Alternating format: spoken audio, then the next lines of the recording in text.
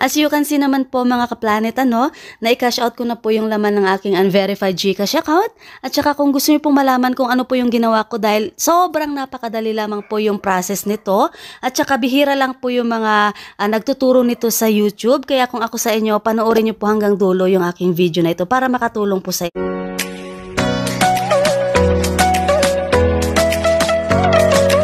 Hello mga kaplanet, welcome back to my channel. Okay, so ngayon, ituturo ko na sa inyo kung ano yung gagawin ninyo kapag ang inyong mga unverified GCash account ay nalagyan po ng pera, So, ito po yung first option mga kaplanet, via QR code. So, kung may mga nagpapa-cash out po dyan ng mga unverified GCash sa mga malapit sa inyo na mga store or sa bayan po ng mga store, pwede nyo pong gamitin ito gamit po yung QR code, which is pag click nyo po yung QR dyan sa baba ng inyong GCash na unverified, okay, so i-scan nyo lang po yung QR code ng store na yon para ma-send po yung laman ng inyong mga unverified GCash account para mag-successful po na may transfer ang inyong mga pera. Take note lang mga kaplanet, kasi hindi po lahat ng may option ng send money na ginagamitan ng QR code ay gagana itong paraan na ito. Kagaya niyan, trinay ko kasi na i-transfer yung pera ko sa unverified account ko sa verified GCash gamit yung QR code, which is hindi po siya gumana. And then, trinay ko na rin pong i-cash in yung laman ng unverified GCash account ko sa Lazada wallet ko or sa Shopee wallet. Okay, so hindi po siya gumana talaga. So, kaya itry nyo po talagang ipa-cash out ito sa mga pera outlet na tumatanggap ng unverified GCash account. Okay, as you can see po, nag-appear na dyan yung laman ng aking unverified GCash account na meron akong balance na 1,209.10. And then yung isasend ko lang po na amount is 1,150 kasi nagtira ako ng 50 para sa pang-load ko. Okay. As you can see po, na-transfer ko na siya successfully doon sa account ng aking pamangkin kasi nagpapa-cash out po siya ng unverified GCash. Okay, so ito yung second option na i-offer ko sa inyo, which is kung gusto nyo po na magpa-cash out ng inyong mga laman sa inyong unverified GCash na hindi nyo na kailangan pumunta sa mga store o kung malayo naman po yung store ninyo at ayaw nyo nang mapagod pumunta pa sa bayan para mag-cash out.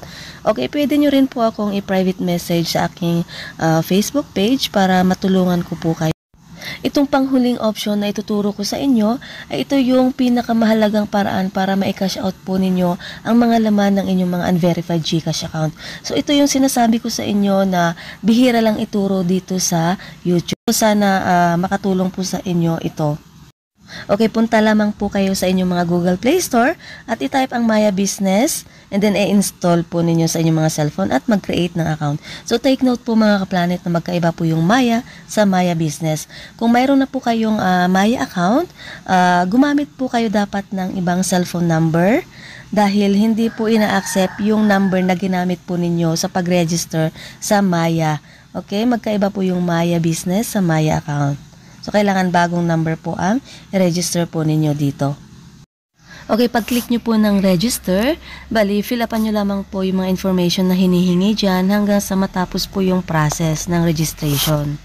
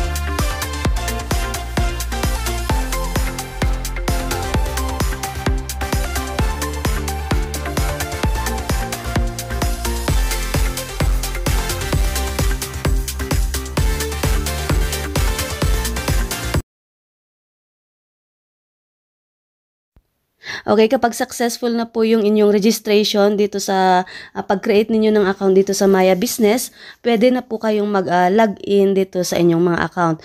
Pero kapag nag-login na po kayo, kailangan nyo pong i-upgrade po ninyo ang inyong mga account sa level 2 para magamit po ninyo yung feature ng Maya Business na Maya QR. Kasi ito po yung gagamitin na paraan para ma-transfer po ninyo ang inyong mga funds doon sa inyong mga unverified GCash account. So ituturo ko po sa inyo kung paano po ninyo i-upgrade ang inyong mga Maya Business account into level 2. So kasi naka-basic level 1 pa lang po kapag after ng inyong registration. Para ma-upgrade po ang inyong mga Maya Business account into basic level 2, bali i-click nyo lamang po yung submit requirements and then mag-upload lang po kayo ng inyong mga valid ID and then i-scan din po ang inyong mga mukha dyan or magkakaroon ng face verification. And then pagkatapos po niyan, bali magantay lang po kayo ng 24 up to 48 hours para ma-verified po or ma-upgrade na po ang inyong mga Maya Business account. So sa case po namin ay nag-wait lang po kami ng 24 hours at na-upgrade na into basic level 2 yung aming Maya Business account. Okay, kapag gusto na po ninyong i-cash out ang inyong mga funds doon sa inyong mga unverified GCash account, bali i-open nyo po muna itong Maya Business and then click nyo po itong more para lumabas itong Maya QR. And then, i-click nyo yung Maya QR para lumabas yung QR code. Ito po yung i-scan po ninyo doon sa inyong unverified GCash account, doon sa may QR, para ma-send dyan sa Maya Business account ninyo yung laman po ng inyong mga unverified GCash account. Then next po ninyo na gagawin is pumunta na po kayo sa inyong mga unverified GCash account and then click nyo po itong QR sa baba. And then next is scan nyo po yung QR code galing po sa inyong mga Maya Business account.